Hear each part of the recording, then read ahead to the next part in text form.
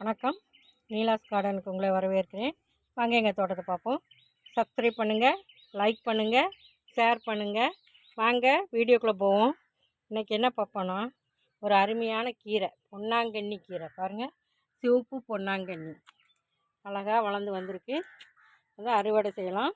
இதை வளர்க்குறது ஈஸி. ஒரு இப்படி சின்ன கட்டிங்ஸ் வச்சாவே அப்படியே படர்ந்து வளர்ந்து வரும்.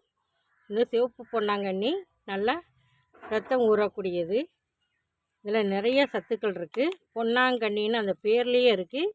பொன் ஆம் கண்ணி, உடம்பை பொன் போல் மாற்றக்கூடிய கண்ணி இதில் இருக்குது.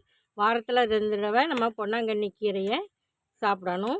உடம்பு பொன் போல் மாறும். கண்கள் கூர்மை பெறும். இதில் இல்லாத சத்துக்களே இல்லை. வைட்டமின்ஸ் ஏ, பி, சிடி இருக்குது. B12 இருக்குது. அயன் சத்து நிறையா இருக்குது. பொட்டாசியம், மெக்னீசியம்னு தாது பொருள்களும் இருக்குது. அதனால் இதை நம்ம கண்டிப்பாக வாரத்தில் 2 தடவை சேர்த்துக்கிட்டோம்னா உடம்புக்கு மிக நல்லது. வளர்க்குறது ஈஸி.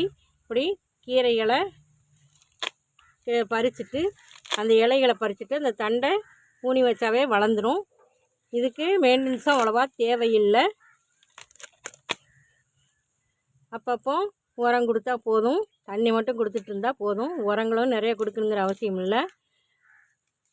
வளர வளர நம்ம கட் பண்ணி எடுத்துக்கிட்டே இருக்கலாம். நம்ம எவ்வளோ உரம் கொடுக்கணும் அந்த அளவுக்கு அது நிறைய தடவை நமக்கு அறுவடை கொடுக்கும்.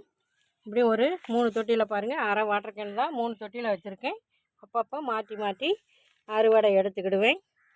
பாருங்கள், நல்லா வளர்ந்து வந்துச்சு. நம்ம இந்த கீரையை பறிச்சுட்டு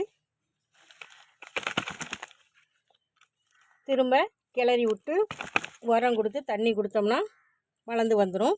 இப்படி ஒரு 20 நாளைக்கு ஒருக்கா ஒரு தொட்டிலையும் அறுவடை எடுக்கலாம். இப்படி அனைவரும் பொன்னாங்கண்ணி கீரையை வளர்த்து பயன்பெறுமாறு அன்போடு கேட்டுக்கிறேன். நல்ல பார்வை திறன் கிடைக்கும். பொட்டாசியம், மெக்னீசியம் சத்துக்கள் கிடைக்கும். B12 கிடைக்கும். இப்படி அனைவரும் சின்ன குழந்தை முதல்ல பெரியவர் அனைவரும் இதை சாப்பிட்டு பயன்பெறுமாறு அன்போடு கேட்டுக்கிறேன். வீடியோ பார்த்ததுக்கு நன்றி. Happy gardening. வாழ்க வளமுடன்.